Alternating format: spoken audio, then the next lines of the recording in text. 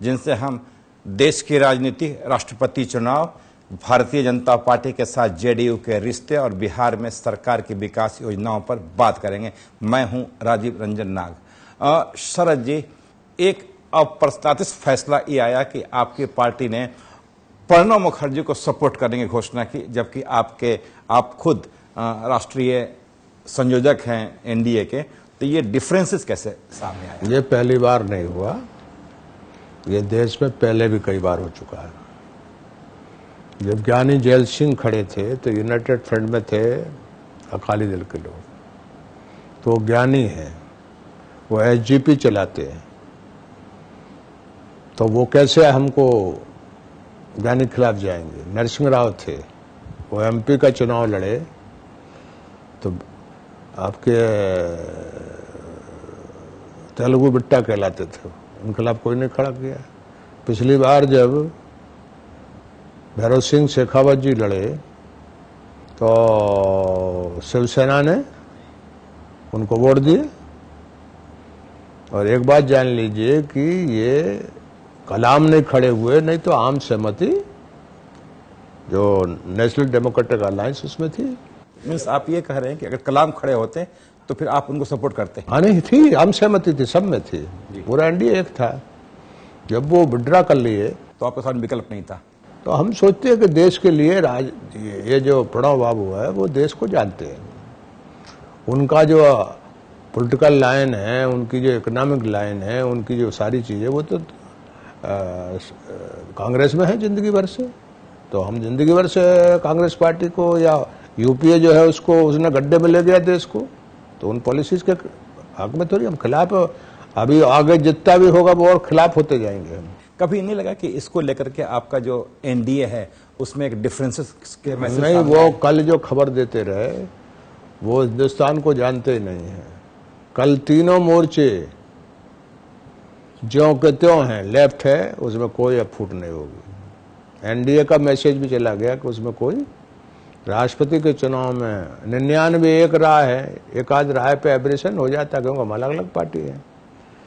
और प्रणब बाबू को या प्रणब मुखर्जी को हम बनाए जो है वो समर्थन किए, उसके पीछे आने वाला देश का भविष्य है कि वो देश को जानते हैं। हम वहाँ ऐसे किसी आदमी को नहीं पहचाना चाहते कि जो 10 सलाहकार से सलाह करे।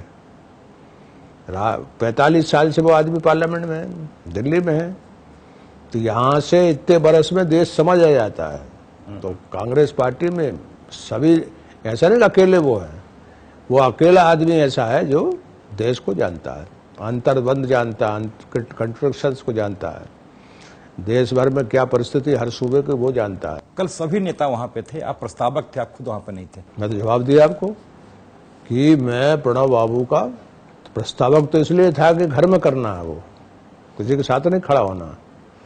लेकिन वहां मुझको जाना जो था वो नहीं, मुझे राजनीतिक दृष्टि से ठीक नहीं लगता। तो कोई जो हमारा फैसला उसको थोड़ी बदल रहे हैं हम यूपीए के कोई पॉलिसीज के हक में नहीं है। हम भारत बंद किए 2 बार, तो हमारा जो कर्म है वो तो शुरू से होश संभाला तब से हम जयप्रकाश और लोहिया के जो राह और रास्ता है उस पर चलते हैं। लेकिन इससे मैसेज ये गया कि आप कांग्रेस का विरोध तो कर रहे हैं, लेकिन कांग्रेस के एक नॉमिनी को सपोर्ट कर रहे हैं। तो ये दो अलग ये तो आप जो है वो राष्ट्रपति वहां बन जाएंगे तो वो कहाँ किस पार्टी के नॉमिनी रहते हैं? राष्ट्रपति का काम क्या है? 2014 में यदि मान लो आज की जो स्थिति है वो बनी रही तो परिस्थिति जो है वो बहुत कॉम्प्लिकेटेड होगी। मैं गलत साबित हो जाए अच्छा है, स्मूथली हो जाए। और राष्ट्रपति क्या करता है? वो कोई हमारे काम कर देगा क्या? हमारा कोई चीज में? तो राष्ट्रपति का पद जो है वो बीजेपी भी समर्थन कर देती। यदि ये पहले पूछे होते उनसे तो आडवाणी जी ने उनसे कहा, प्रधानमंत्री से, कि भाई आप सूचना दे रहे हो।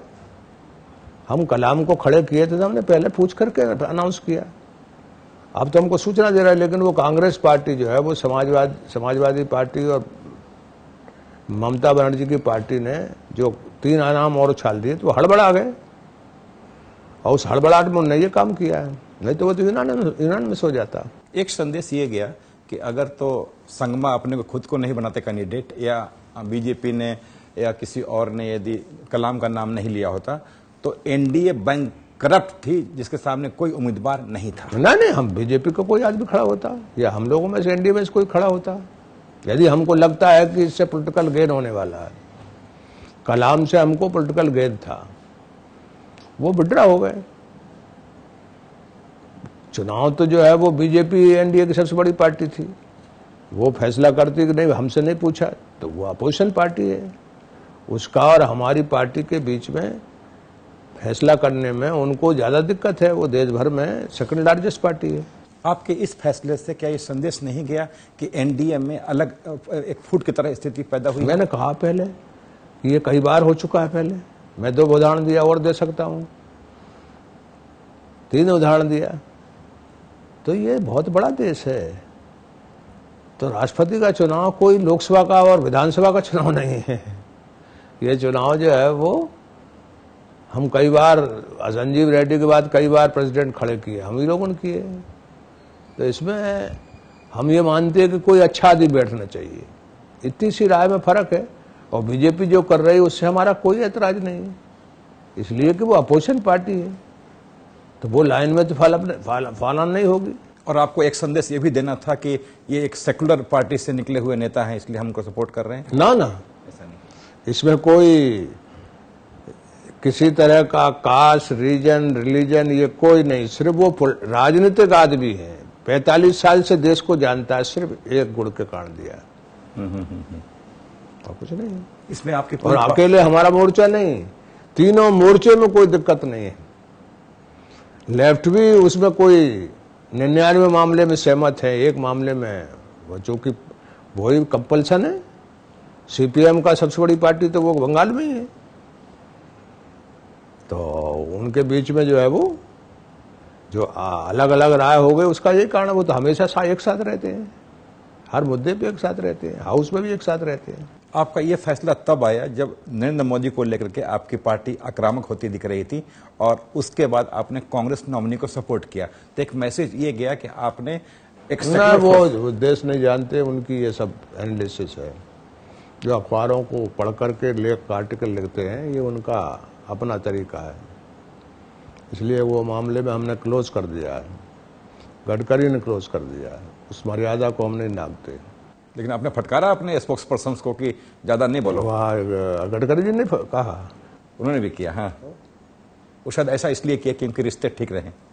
नहीं, मर्यादा तो बाहर नहीं होना चाहिए ना। यदि मान लो कोई बड़ा सवाल है जिसपे तफरका हो, बात अलग है। मैंने कहा ना, ये बात पर कोई जब क्लोज हो गया तो उस पर बात नहीं करते हैं।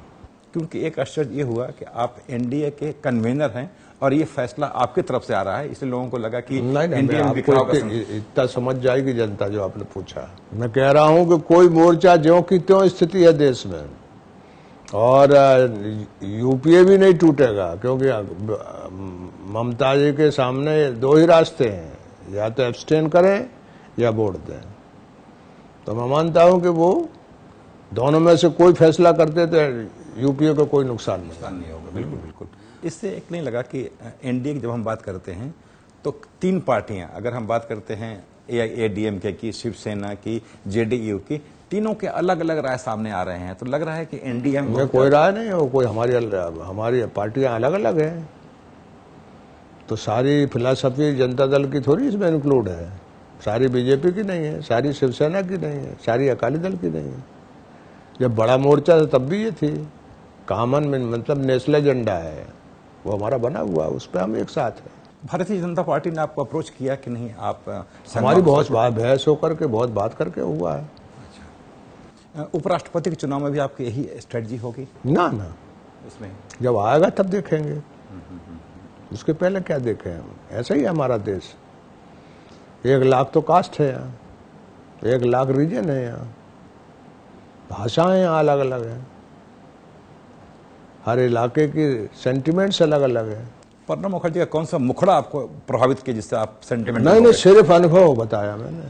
45 साल से वो यहाँ है, वो देश जानता है, इतने ही गुण है। बाकी उनका जो बैकग्राउंड है, उनकी जो इकोनॉमिक पॉलिसीज है, उनका जो है, वो तो मनमोहन सिंह की सरकार पूरी की पूरी देशों को बाजार के पीछे यानी बिल्कुल पूरी ताकत लगा के लगे हुए। हाँ, क्योंकि पिछले 7-8 तो ये देश जो है उनकी पॉलिसी, अरे आप में महंगाई की बात करें, देश ही गड्ढे में ले गए। वो बाजार उनका ठप हो गया, जीडीपी घट गया, रुपया गिर गया, गड्ढे में चला गया, इंडस्ट्रियल प्रोडक्शन जो का त्यों है, कौन सी चीज है उनकी। तो अच्छा हुआ आप सिर्फ यानी 4 बरस हिंदुस्तान में कोई अपने पैर पे खड़ा करके रखा इस देश को, तो वो किसान है। वो अनाज इतना उत्पादन करता है कि इनको रखने की जगह नहीं। तो जो आपकी स्ट्रेंथ है वो तो ये है जिसका चर्चा ही नहीं होता यहाँ। एक मायने में अच्छी बात ही हुई कि चूंकि वो महंगाई के लिए भी जिम्मेवार थे, बाजारवाद के लिए भी जिम्मेवार थे, इसलिए उनको लगा दिया राष्ट्रपति भवन में। अब जो नए नेता आएंगे शायद कुछ बदलाव है, महंगाई पर फर्क पड़े ना कुछ रहे। बात यह ना कि कुछ नहीं है, पानी का धर्म पानी है, हवा का धर्म हवा है। उसको हम पॉल्यूट करेंगे तो वो अभी तक तो एनवायरमेंट पॉल्यूट कर चुके बहुत ज्यादा, लेकिन तब भी नहीं हो रहा है। जिंदा है हम लोग सब, पानी के साथ बहुत छेड़खानी कर चुके, पूरी नदियां मर गई हैं। तो जो जिसका जो गुण है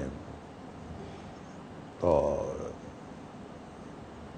वो रहेगा, उसमें कौन बदलाव होता। तो यूपीए का जो मेंटली जो रिजिडनेस है वो कोई थोड़ी हटने वाली थोड़ी है। लेकिन फिर भी आपने उनके नुमाइंदों को उनके अनुभव के आधार पे, क्या बात कर रहे हो आप इतनी बात समझाने के बाद। सिर्फ मैंने इसके कारण की एक चीज के कारण किया है, बाकी कोई चीज के कारण नहीं किया है। वो हर तरह के यूपीए के सारे फैसलों में वो शामिल थे। तो उनके फैसलों के बारे में कोई वोटिंग होने लगे तो मैं खिलाफ करूंगा, खिलाफत करता ही हूँ पार्लियामेंट में। जी बिल्कुल। राष्ट्रपति चुनाव से अलग बात कर रहा हूं मैं कि जिस तरीके से बिहार के मंत्री ललकार रहे हैं बीजेपी के कि चाहे तो हमें नीतीश कुमार निकाल दें लेकिन हम अपनी बात कायम रखेंगे। मैं कह रहा हूँ वो चैप्टर क्लोज हो चुका, बीत गई सो बात गई, अब अंदर कुछ नहीं रह गया। दोनों बिल्कुल मैं कह रहा हूं आपसे कि वो दोनों ने कही, इसलिए तो ये लिखा हुआ है कि दोनों के बीच में सहमति होकर के दोनों को बयान आया है। बिल्कुल गडकरी जी का और मेरा। इसके बाद सवाल पूछना पार्टी के फैसले किस लेवल पर बातचीत हुई उसको। अरे भाई मैं क्या, आपने तो अखबार में पढ़ा है, मीडिया में आया हुआ ये दोनों बातें। नहीं, किस परिस्थिति में आए, क्यों आया उसने नहीं पता। वो क्यों वो कैसे बताएंगे, यानी ये मीडिया के तहत थोड़ी बात करेंगे।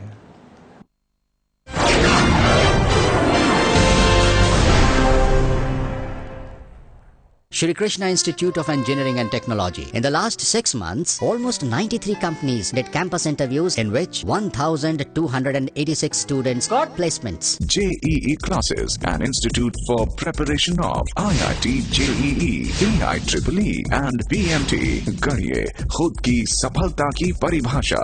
JEE classes, guided by Engineer A.N. Singh and Group. Madhu Vachaspati Institute of Engineering and Technology, AICT approved and affiliated to UPTU Lucknow. College code 467 and courses offered BTech in Mechanical Engineering, IT and Computer Science and Engineering. Madhu Vachaspati Institute of Engineering and Technology, address Pura Mufti, Allahabad. 3 states, 10 colleges. Placement pioneers in North India. 1,300 placements this year. Dev Bhumi Group of Institutions. Turn dreams into reality.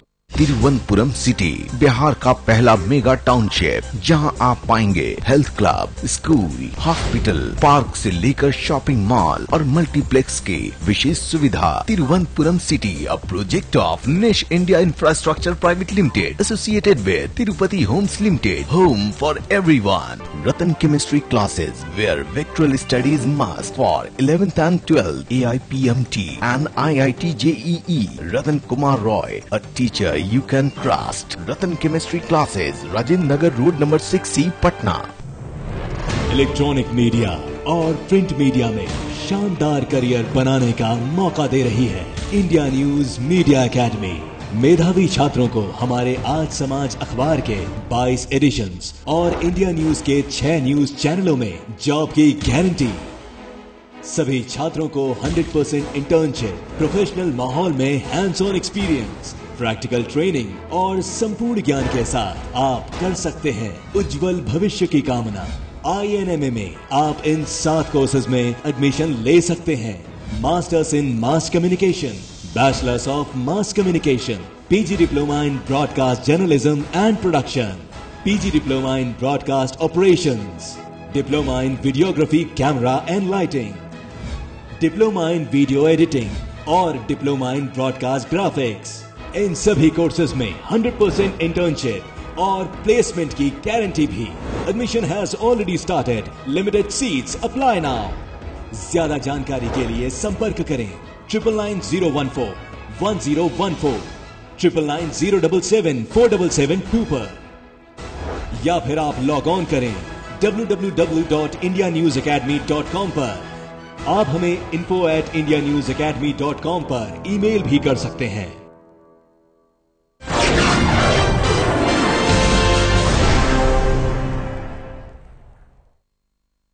But ये लगता है कि 2014 बहुत smooth रहेगा आपके लिए बिहार में. मैं कहाँ कह रहा हूँ अकेले बिहार में, देश के खातिर बात कर रहा हूँ आपसे.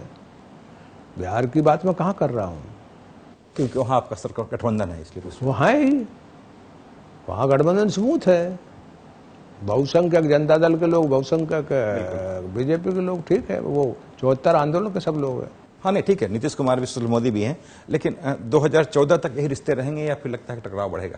अब भविष्य में मैं 2014 तक मैं रहूंगा कि नहीं रहूंगा, मैं कैसे फोरकास्ट कर सकता हूँ? काल्पनिक सवाल है ना ये. अभी जब हम देखते हैं पूरे देश का हम लोग तो होप करते पर बेस्ट, सोचते बना जरूर बना रहेगा. जब 16 साल से बने हुए तो 20 साल भी बने रहेंगे. जैसे बार बार लालू यादव कहते हैं कि दिखाने के लिए कहते हैं हम सेकुलर हैं नीतीश कुमार, और वहाँ नरेंद्र मोदी के आने का मना करते हैं. अब बीजेपी के भाई इनके काय का कोई इज्म नहीं है इनका. ये तो केस में बचने के लिए जहां वोट मिल सकती वहां गए हैं, तो इनकी बातचीत का जवाब देना बेकार है. सर जी, कभी आपको लगता है कि थर्ड फ्रंट की गुंजाइश है? नहीं, वो तो एनडीए और यूपीए में होगा मुकाबला. हाँ, लेफ्ट रहेगा. ये लगता है जैसे बीजू पटनायक, जयललिता या ममता बनर्जी, ये भी भविष्य की बातें हैं. एक राष्ट्रपति के चुनाव में एक साथ वोट कर रहे हैं, इसका कतई ये मतलब नहीं कि वो हमारे साथ आ जाएंगे. क्योंकि नीतीश जी ने ये कहा कि कोई ऐसा देश का नेता बने जो आम देश को समझे. मैंने आपसे कहा कि ये बात क्लोज हो गई है, इसको छोड़िए. नहीं, मैं थर्ड फ्रंट के बारे में बोल रहा हूँ. मैं कह रहा हूँ ना आपसे, थर्ड फ्रंट नहीं बनेगा. हाँ वही, कोई परिस्थिति नहीं. वो थर्ड फ्रंट तब बनता था जब जनता दल राष्ट्रीय पार्टी था. उड़ीसा में था, कर्नाटक में था, यूपी में था, राजस्थान में था, हरियाणा में था. तो नेशनल पार्टी है, चक्की चलती है तो खूंटा चाहिए उसको जिसके आसपास घूम सके. तो जेडीयू राष्ट्रीय पार्टी थी और लेफ्ट था सीपीएम, उसकी धुरी पे ये सब थर्ड फोर्स बनता था. आज ऐसा कुछ नहीं है. कैसे बन जाएगा? थर्ड मोर्चा नहीं चलता, थर्ड फोर्स बनती थी पहले. अब कहीं कोई गुंजाइश नहीं दिख रही है थर्ड फ्रंट की? मैंने कहा ना आपसे, तो ना कतई नहीं, कतई नहीं. बट ये लगता है कि 2014 में रीजनल पार्टियां महत्वपूर्ण भूमिका निभाएंगी. वो तो भविष्य बताएगा. आज जो स्थिति है उससे बहुत बड़ा परिवर्तन नहीं होने वाला है. जो आज स्थिति है उसमें 2014 से कोई बदलाव नहीं होने वाला. लेकिन ये दो मोर्चे बने रहेंगे इसलिए कि राष्ट्रीय पार्टियां दो ये धुरी हैं और रीजनल पार्टी बढ़ेगी. तो प्रणब मुखर्जी का मैंने क्यों समर्थन किया? उसी बात को देख के मैं गलत साबित हो जाऊं अच्छा देश के लिए, स्मूथली हो जाए. लेकिन विकट परिस्थिति होगी 2014 में, या जब भी चुनाव के बाद क्षेत्रीय पार्टियां और बढ़ जाएंगी, अंतर विरोध और बढ़ जाएंगे. लेकिन मैं हमेशा कामना करता हूं कि मैं गलत साबित हो जाऊं, कि आसानी से हो जाए, सब कुछ स्मूथ चले, इस तरह की बात आप करता हूँ. लेकिन ऐसा लगता नहीं है कि नीतीश जी के खिलाफ बिहार में एक असंतोष बढ़ता हुआ दिख रहा है? मैंने कहा ना कि आप यहाँ बात करने आए, वो बिहार की बात करने नहीं आए. और बिहार की मामला है तो वो नीतीश जी से पूछना है, वहाँ कोई मंत्री से पूछना, वो ज्यादा जानता है. लेकिन बिहार को नीतीश कुमार ने 40-45 बरस के बाद उसको सुधारने के काम में वो अथक लगे रहते हैं. पूरा मंत्रिमंडल लगा रहता है, पूरी पार्टी लगी रहती है. अभी पूरे हमारी पार्टी की मेंबरशिप में कंपलसरी है कि पेड़ लगाओ, ना वृक्ष लगाओ, तो वो बात आप उनसे पूछना, वहाँ का कोई आदमी हो। जो क्या पार्टी अध्यक्ष इसलिए फिर पूछ नहीं, मैं मतलब उत्तर डिटेल में अपनी पार्टी के भीतर गया, मैंने बता दिया कि कैसे पार्टी वहाँ चल रही है। जो कुछ चल रहा है उससे आप संतुष्ट हैं? क्यों नहीं, क्यों नहीं? कभी महसूस होता है कि कुछ सुधार चाहिए, उसमें बदलाव चाहिए, कुछ सुधार चाहिए, जो कुछ हो रहा है? बदलाव या नहीं बदलाव की तो वो तो पार्टी के भीतर बात होगी। नहीं, सरकार आपसे कैसे बात होगी?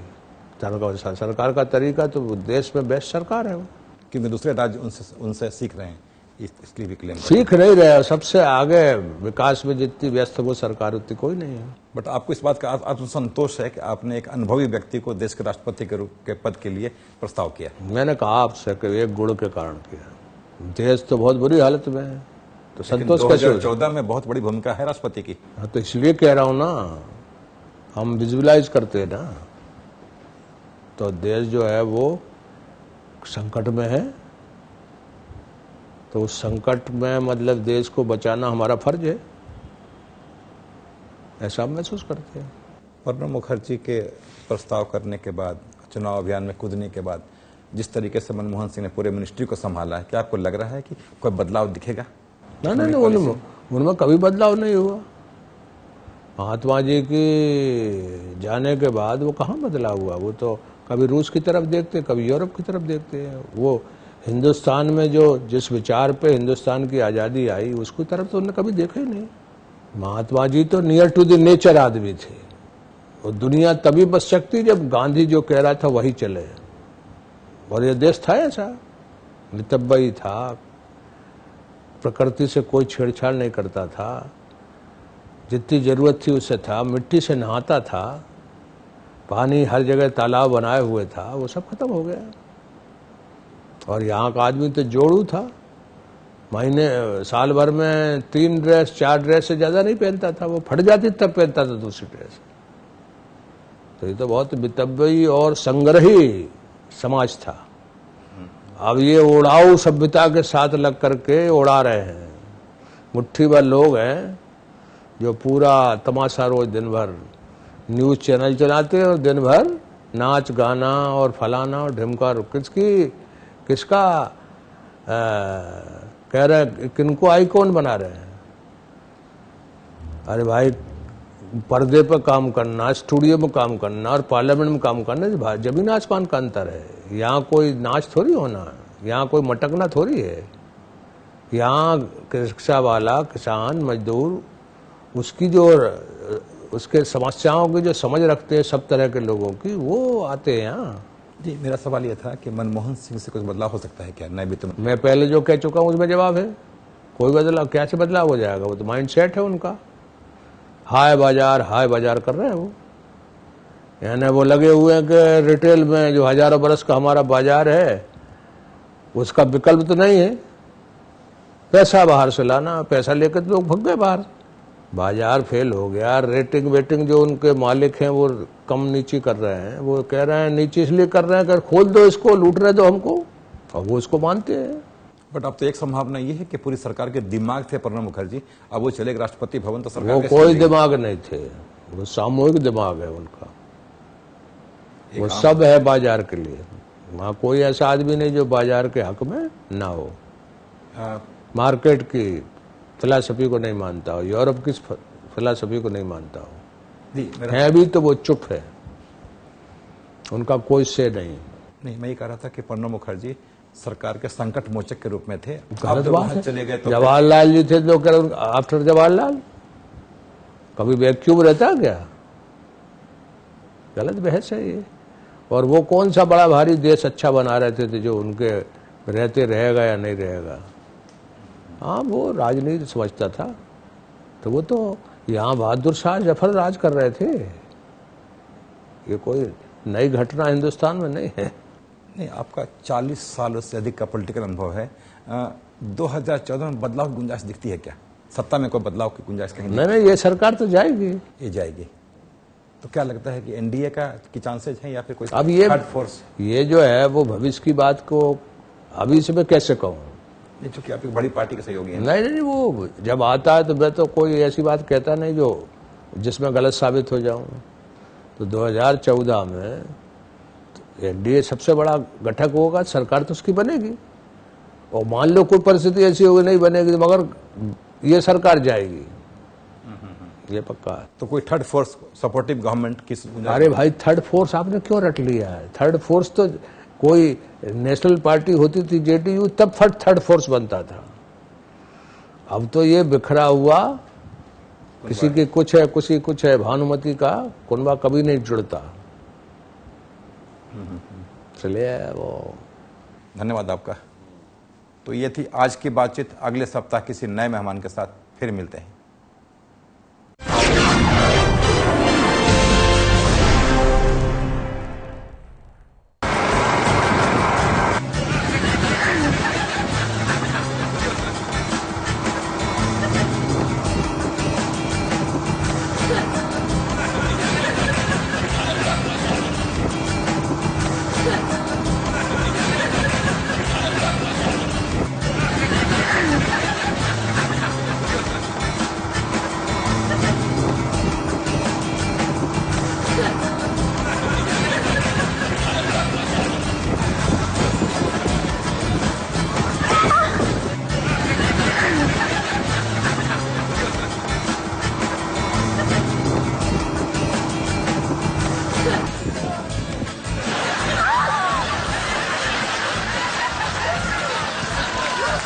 Here comes Tony.